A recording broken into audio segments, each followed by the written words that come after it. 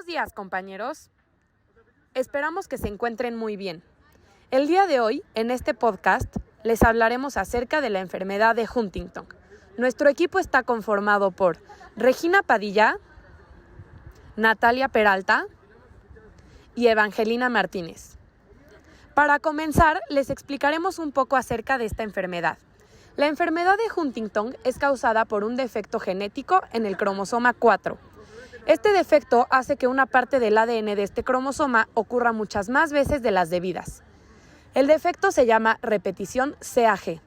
Normalmente, esta sección del ADN se repite de 10 a 28 veces en personas sanas, pero en personas con la enfermedad de Huntington se repite de 36 a 120 veces. Las personas con esta enfermedad nacen con el gen defectuoso, pero los síntomas no aparecen hasta después de los 30 o 40 años. Dicho lo anterior, si uno de los padres presenta la enfermedad de Huntington, existe un 50% de probabilidad de recibir el gen defectuoso. Si este gen se recibe, también existe un 50% de probabilidad de que el mismo gen defectuoso se pase de generación en generación. Si el gen no es recibido por los padres, no existe la posibilidad de que el gen defectuoso esté presente. Ahora les hablaremos acerca de los síntomas que presentan las personas con esta patología. Existen diferentes tipos de síntomas en la enfermedad de Huntington, como lo pueden ser los psicológicos, que serían los comportamientos antisociales, alucinaciones, irritabilidad, mal humor, inquietud o impaciencia, paranoia y psicosis.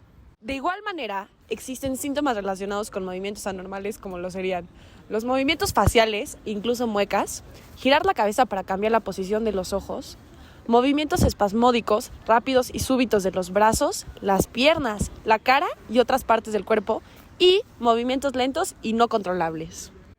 Por otro lado, también existe la posibilidad de que la persona con la enfermedad presente desorientación o confusión, pérdida de la capacidad de discernimiento, pérdida de la memoria, cambios en la personalidad y, al igual, cambios en el lenguaje. Para finalizar este podcast, les hablaremos de las pruebas para diagnosticar la enfermedad de Huntington. Debido a que la enfermedad de Huntington, como mencionamos anteriormente, se debe a una alteración genética, se deben hacer pruebas genéticas para identificar el gen atípico. Esta prueba genética consiste en analizar el tamaño de la expansión mediante la cuantificación del número de triple CAG del gen Huntington, utilizando PCR.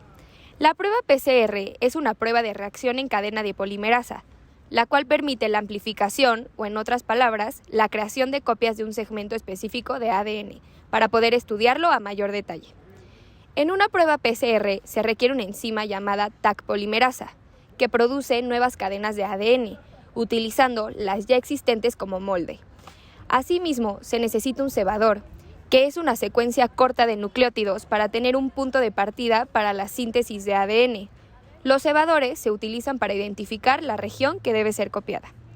Las pruebas PCR tienen alta especificidad, ya que pueden diferenciar entre dos microorganismos muy cercanos.